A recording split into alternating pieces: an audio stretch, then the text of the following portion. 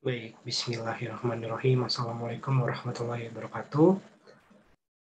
Sebelumnya, perkenalkan diri, nama saya Muhammad Reza Mumtaz, dengan NIM 333401085, izin mempresentasikan hasil kerja saya tentang proses pada permukaan padat, tentang part 1 dan part 2. Nah, pada permukaan padat ini terdapat dua peristiwa, yaitu pertemuan permukaan dan penerapan zat tertentu. Nah, di sini merupakan penjelasannya. Pada gambar di samping, dapat kita lihat pada gambar di samping ini, molekul gas yang bertabrakan dengan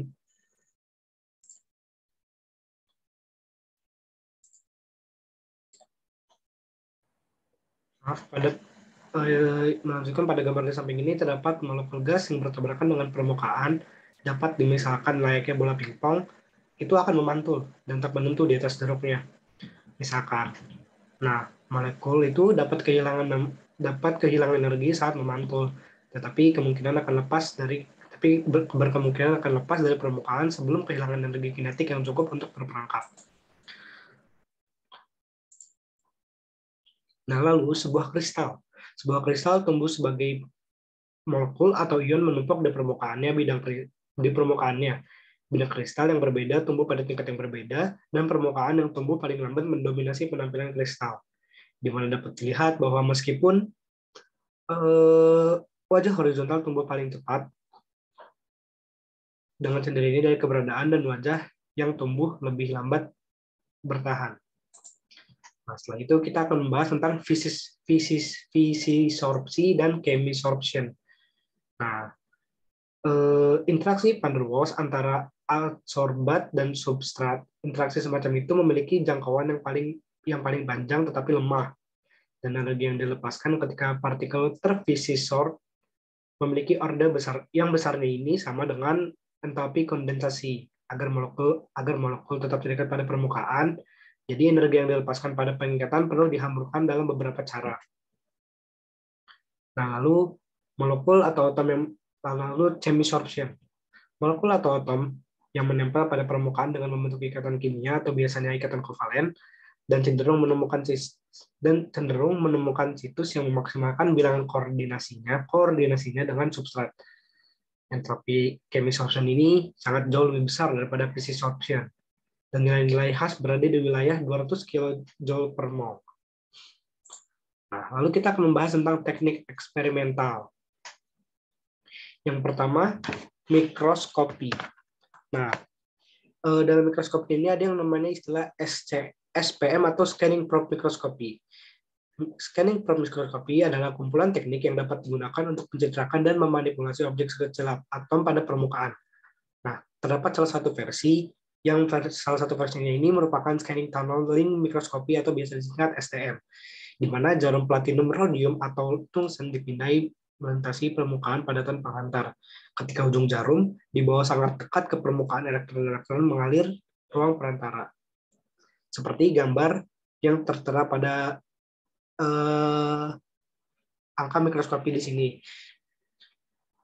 Nah, dalam operasi mode arus konstan, ujung bergerak ke atas dan ke bawah sesuai dengan bentuk permukaan dan topografi permukaan termasuk setiap adsorbat. Nah, lalu kita masuk ke teknik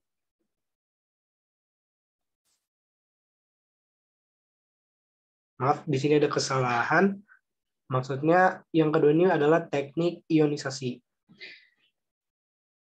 Gambarnya terbaik ya, maaf. Jadi salah satu teknik fotoemisian spektrometri yang asal-usulnya terletak pada efek fotolistrik. Dalam teknik ini, sampel disinari dengan foton dengan energi yang cukup untuk mengeluarkan energi dari spesies yang diserap, dan energi elektron ini diukur. Jadi, jika radiasi pengion dalam ultraviolet ketika teknik ini dilambungkan dengan UPS, elektron yang dikeluarkan berdasarkan dari kulit valensi, sehingga teknik ini dapat digunakan untuk menyimpulkan detail ikatan antara adsorbat dan substrat. Jika sinar X digunakan, elektron ini akan terionisasi dan energinya merupakan dari karakteristik atom yang ada. Selanjutnya ada pun teknik difraksi, yang gambarnya seperti gambar yang dibuat dari teknik ionisasi, karena gambarnya terdepan. Nah, teknik difraksi ini sebenarnya sangat penting dan banyak digunakan dalam industri mikroelektronika. Instruksi mikroelektronikanya ini merupakan Auger Electron Spectroscopy yang biasa disingkat AES. Efek Auger sendiri adalah emisi elektron kedua setelah radiasi energi tinggi mengusir yang lain. Elektron pertama yang meninggalkan lubang di orbital daratan rendah, dan kemudian elektron di orbital energi yang lebih tinggi jatuh ke dalamnya. Energi yang dilepaskan, transisi ini dapat menghasilkan pembangkitan radiasi yang disebut fluoresensi sinar X atau pelepasan elektron lain. Lalu yang keempat, penentuan tingkat dan laju adsorpsi dan desorpsi.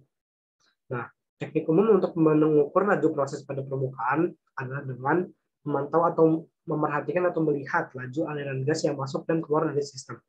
Yaitu perbedaan adalah laju penyerapan gas oleh sampel, dan integrasi tingkat ini kemudian memberikan cakupan fraksional pada setiap tahap. Lalu kita akan masuk pada part 2-nya, yaitu adsorpsi dan desorpsi. Nah, apa sih adsorpsi dan desorpsi itu? Adsorpsi ini merupakan proses penggumpalan substansi terlarut dalam larutan oleh permukaan zat penyerap yang membuatnya masuk dalam bahan, yang membuat masuknya bahan dan mengumpul dalam suatu zat penyerap. Keduanya ini akan saling bermunculan bersamaan dengan suatu proses yang disebut dengan sorpsi. Pada absorpsi ada yang disebut dengan adsorben dan adsorbat. Adsorben merupakan zat penyerapnya dan adsorbat merupakan zat yang diserapnya.